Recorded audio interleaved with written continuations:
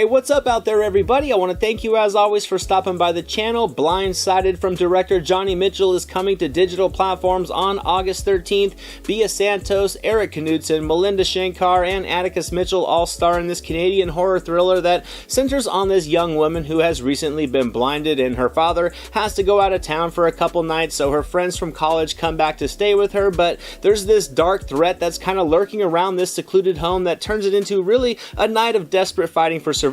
Now, I am one that tends to think a suspenseful storyline with a very contained plot sometimes is just what the doctor ordered to create a fun, very engaging night at home with the film. Yes, the progression of this script is like many others in the genre, but I also feel that the overall premise of a group of people inside of a home being stalked by this sinister unknown threat lurking in the shadows all around them is a story that's built for retelling. You add it with a collection of performances that do show some effort and some dialogue that creates some natural charm to the levity, and the result is a film that tells a familiar story but with more than enough creative energy to it to make it stand on its own legs. The character types were also similar to others that we've seen before, and the tropes play out pretty much like you would expect them to, but it still was able to create a very ominous atmosphere that I found to be very appealing. The twist in this film is the main character suffering from a recent blindness, and with a film like this that lives very much in the shadows, I think the just added uneasiness that this dynamic creates, in my opinion, was just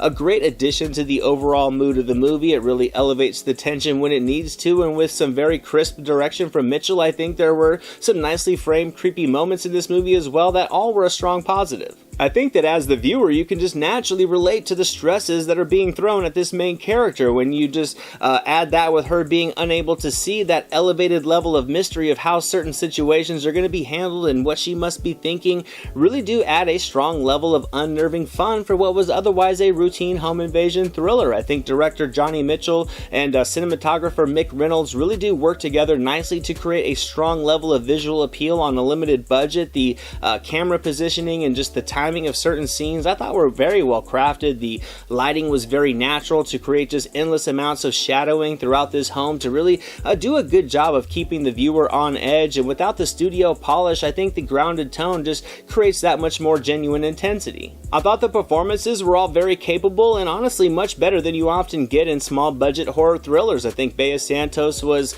absolutely essential to this film as a woman that's recently blinded, and I gotta say she sold it perfectly. I think she brought this film and the character all it needed, and with a range of sincere emotional expressions, I felt as if I almost went through this story with her, and that's always a good thing for a genre film like this. I think Shankar and Knudsen were also solid additions to the film by delivering a couple of grounded characters. I thought they were able to pump some of their own personality into the roles, and they had a believable chemistry with one another that sold their relationship dynamic. I also thought Atticus Mitchell did a great job as well, and he was able to give his character the layers it needed.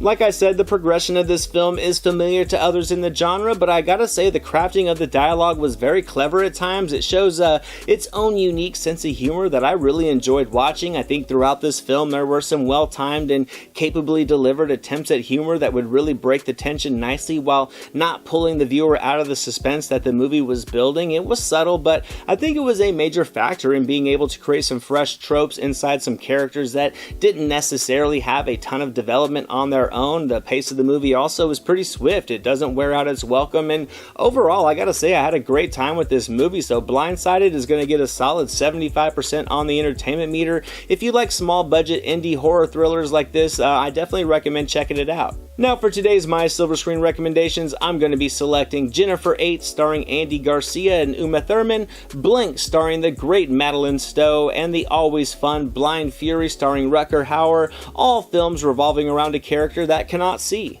Thank you so much for watching this video, guys. I hope you enjoyed it. If you did, drop it a thumbs up, leave a comment below. I'd love to talk movies with you guys. Share it with your friends, and without question, hit that subscribe button and the notification bell so you can never miss a video. Here are some links to some recent reviews just in case you missed them. All my social media links and the link to our official website are down in the description below, and I'll catch you next time.